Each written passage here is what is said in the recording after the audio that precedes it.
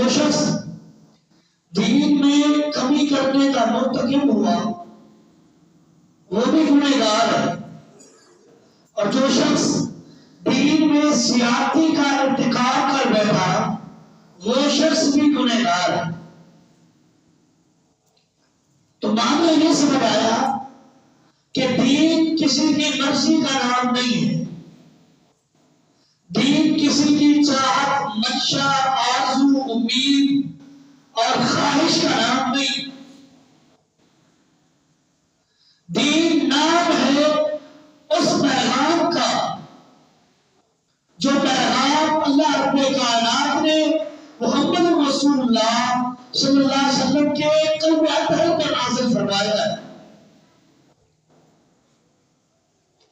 اس میں کسی کی رائے، کسی کی خواہش، کسی کا ارادہ، کسی کی آرزو، کسی کی تمنا نہیں چلا کرتی۔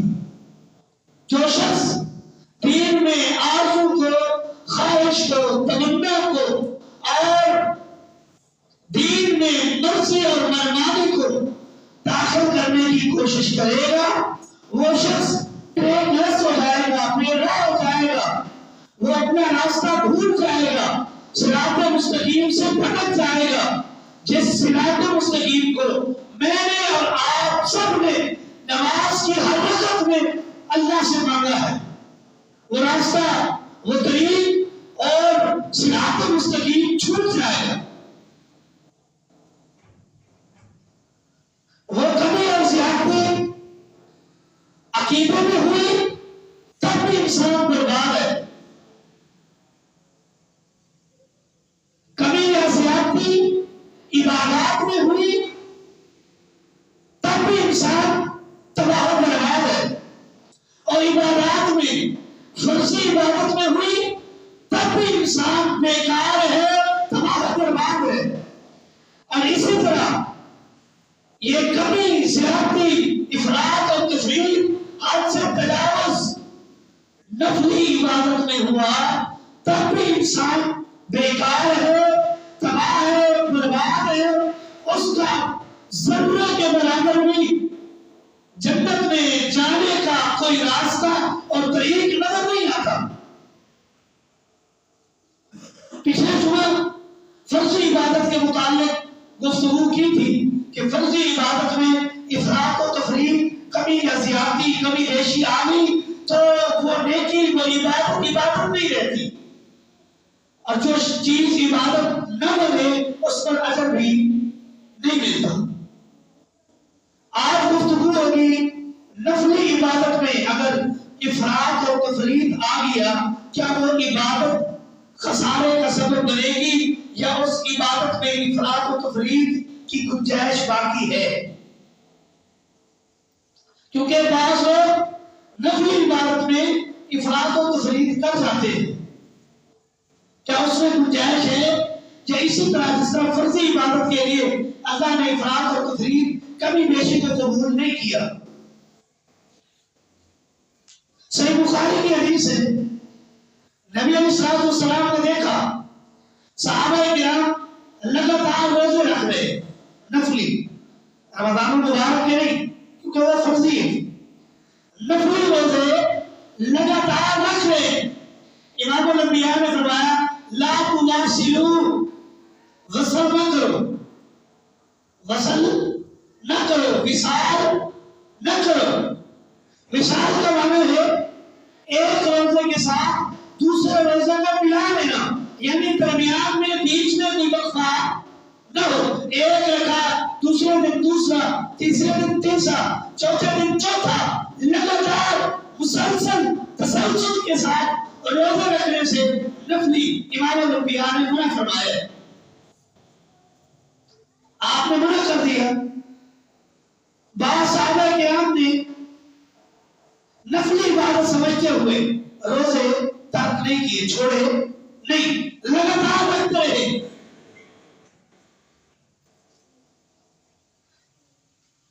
اور آپ نے یہ بھی فرمایا انی، صحابہ کرام نے کہا تھا اللہ کے رسول آپ بھی تو لگاتار وصال کے ساتھ، لگاتار مسلسل تسلسل کے ساتھ روزے رکھا کرتے ہیں، ہم کیوں نہ رکھیں؟ تو آپ نے فرمایا تھا انی لست مثلکم، میں تمہاری مثل نہیں ہوں، میں تمہاری مثل نہیں ہوں، انی ابیت ویطعمنی ربی ویسقینی، جب میں رات کو جس وقت سوؤں میرا رب مجھے کھلاتا بھی ہے پلاتا بھی ہے، میں تمہاری مثل نہیں۔ صحابہ کرام نے پھر بھی رکھے۔ ایک دن نبی علیہ السلام نے ان کے ساتھ روزہ رکھا، پھر دوسرے دن روزہ رکھا، تیسرے دن روزہ رکھا، چوتھے دن رمضان المبارک کا چاند نظر آ گیا۔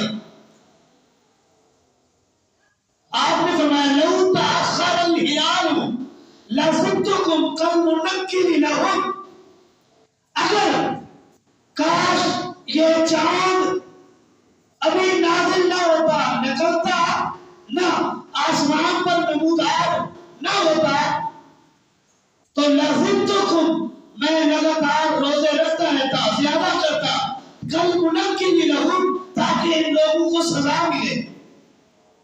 مجھے تو میرا رب کھلا دیتا ہے پلا دیتا ہے، میں سوتا ہوں رب کھلا دیتا ہے پلا دیتا ہے، ان کے لیے یہ معاملہ نہیں ہے۔ جب یہ میرے ساتھ لگاتار روزے رکھتے پھر پتہ چلتا کہ لگاتار روزے سے امام الانبیاء نے منع کیا ہے، نفلی عبادت بھی ہو طریقہ محمد مصطفیٰ کا ہوگا، اگر نہیں ہوا تو وہ نفلی عبادت نہیں رہتی۔ یہ تو چاند نظر آ گیا ہے، ان کا بچاؤ ہو گیا، اگر چاند نظر نہ آتا تو میں بھی ان کے ساتھ روزہ رکھتا رہتا اور یہ بھی رکھتے رہتے، ان کو سزا ملتی۔ کیوں کہ محمد رسول اللہ نے وصال سے منع کیا ہے اور ان لوگوں نے آپ کے طریقے کو چھوڑا ہے، اپنی مرضی چلائی ہے، ان کو سزا ملنی چاہیے۔ بات سمجھ آئی کہ عبادت نفلی ہو یا فرضی ہو، عبادت فرضی ہو یا نفلی ہو، طریقہ محمد مصطفیٰ کا چلے گا۔ کسی کی آرزو چاہت منشا خواہش عبادت میں نہیں چلتی، چلائیں گے تو پھر سزا بھی ملتی ہے۔ صحیح بخاری کی حدیث، آج جتنی حدیثیں سناؤں گا انشاءاللہ صحیح بخاری سے، صحیح بخاری کی حدیث ہے۔ حضرت ابو جحیفہ رضی اللہ تعالیٰ عنہ بیان کرتے ہیں کہ امام الانبیاء جب مدینہ پاک میں آئے تو آپ نے میثاق قائم کیا، بھائی چارہ قائم کیا، آپ نے بھائی چارہ قائم کیا، تو اس بھائی چارے میں حضرت سلمان فارسی رضی اللہ تعالیٰ عنہ کو بھائی بنایا سیدنا ابو الدرداء رضی اللہ تعالیٰ عنہ کا، ان دونوں کا بھائی چارہ قائم ہو گیا۔ ایک دن حضرت سلمان فارسی رضی اللہ تعالیٰ عنہ ان کے گھر گئے، ابو الدرداء رضی اللہ تعالیٰ عنہ گھر موجود نہیں تھے، ان کی بیوی کو دیکھا کہ انہوں نے پھٹے پرانے کپڑے پہنے ہوئے ہیں، ان سے پوچھا کیا وجہ ہے، کپڑے پھٹے پرانے ہیں، کوئی مال کی قلت ہے، کمی ہے، کیا وجہ ہے؟ تو ان کی بیوی نے جواب دیا آپ کا بھائی ابو الدرداء رضی اللہ تعالیٰ عنہ دنیا سے بیزار ہو چکا ہے، اس کی سوچ ہے سمجھ ہے کہ دنیا کی کوئی ضرورت نہیں ہے، اصل چیز عبادت ہے، وہ ہر وقت رب کی عبادت میں لگا رہتا ہے، تو ہمارے پاس پھر کمی ہی آنی ہے۔ جب سارا دن ساری رات انسان عبادت میں رہے کمائے کچھ نہ، تو پھر یہی پھٹا پرانا لباس پہننا پڑے گا۔ سیدنا سلمان فارسی رضی اللہ تعالیٰ عنہ بیٹھ گئے، تھوڑی دیر بعد ابو الدرداء رضی اللہ تعالیٰ عنہ اپنے گھر آ گئے، دیکھا کہ میرا بھائی سلمان فارسی رضی اللہ تعالیٰ عنہ آئے ہیں، بیوی سے کہا کھانا بناؤ، کھانا بنا دیا، ان کے سامنے پیش کیا، تو سیدنا سلمان فارسی رضی اللہ تعالیٰ عنہ نے کہا کہ آپ میرے ساتھ کھانا تناول فرمائیے، انہوں نے کہا نہیں مجھے تو روزہ ہے، میں دن کو روزہ رکھتا ہوں اور رات کو ساری رات رب کی عبادت میں قیام اللیل میں لگا رہتا ہوں، مجھے تو روزہ ہے۔ تو سیدنا سلمان فارسی رضی اللہ تعالیٰ عنہ نے اس کھانے کو اٹھایا، اپنے سے ہٹا لیا، اٹھا دیا کہ اگر آپ نے نہیں کھانا تو آج میں بھی نہیں کھاؤں گا۔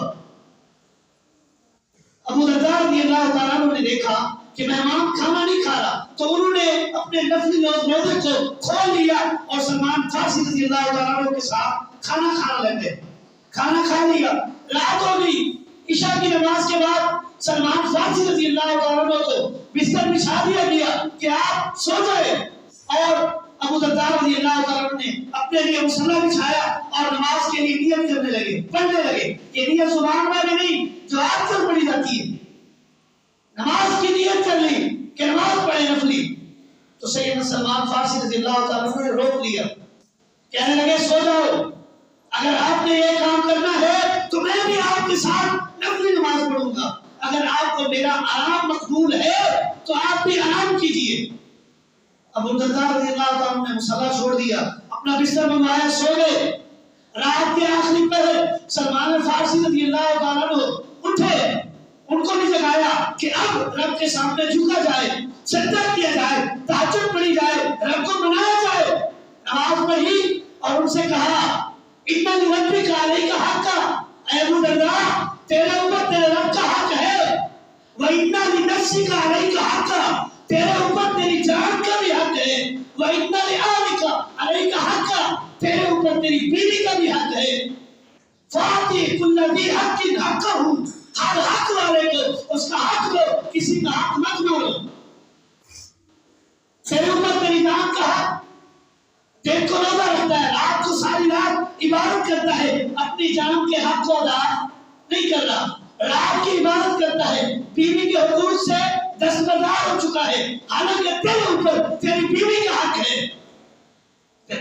तेरे ऊपर तेरे रब का हक है। ये नहीं कि सारा दिन तू रोजा रख और सारी रात तू इबादत कर, रब का हक अदा नहीं। फाती कुल्ल ज़ी हक्किन हक्का, हक हर हकदार को उसका हक अदा करो, अगर नहीं करोगे तो अपने हक में कुताही कर रहे हो, फिर इस हक की कुताही की सजा भुगतनी पड़ेगी। बात कह दी, खामोश हो गए। सुबह की नमाज मस्जिद नबवी में पढ़ी, इमाम अल-अंबिया के सामने पेश हुए। अबू दरदा रज़ी अल्लाह अन्हु ने पूरा वाक़या बयान किया कि इसी तरह मैंने इनके सामने खाना रखा तो इन्होंने मेरा नफली रोजा खुलवा दिया, रात को मैं नमाज पढ़ने लगा ईशा के बाद तो इन्होंने छुड़ाकर सुला दिया, फिर रात के आखिरी में मुझे उठाकर खुद भी तहज्जुद अदा की आपने और मुझे भी तहज्जुद अदा करने के लिए उठा दिया। अब कह रहे हैं तेरे ऊपर तेरे रब का हक है, तेरे ऊपर तेरी जान का हक है, तेरे ऊपर तेरी बीवी का हक है, सबके हक अदा कर, क्या मामला है? इमाम अल-अंबिया ने फरमाया सदक़ सलमान, ऐ अबू दरदा सलमान ने सच कहा है, सलमान ने सच कहा है।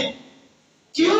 तेरे ऊपर ये सारे हुकूक हैं, अगर इनमें से किसी एक हक को मिस किया तूने अपने हक से दस्तबरदार होने की कोशिश की है और फिर उसकी सजा भी मिलेगी।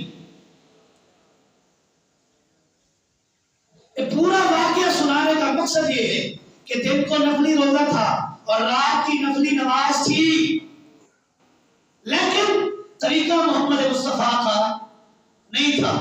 आपने फरमाया एक दिन रोजा रखो अगर रखना है, दूसरे दिन नफली रोजा छोड़ दो, फिर तीसरे दिन रोजा रखो, यानी एक दिन का दरमियान में रखा होना चाहिए। और ये भी सबसे आला नफली रोजे हैं। अब्दुल्लाह बिन अमर बिन आस रज़ियल्लाहु तआला अन्हु, उनके बारे में बुखारी की रिवायत है बड़ी मशहूर कि उन्होंने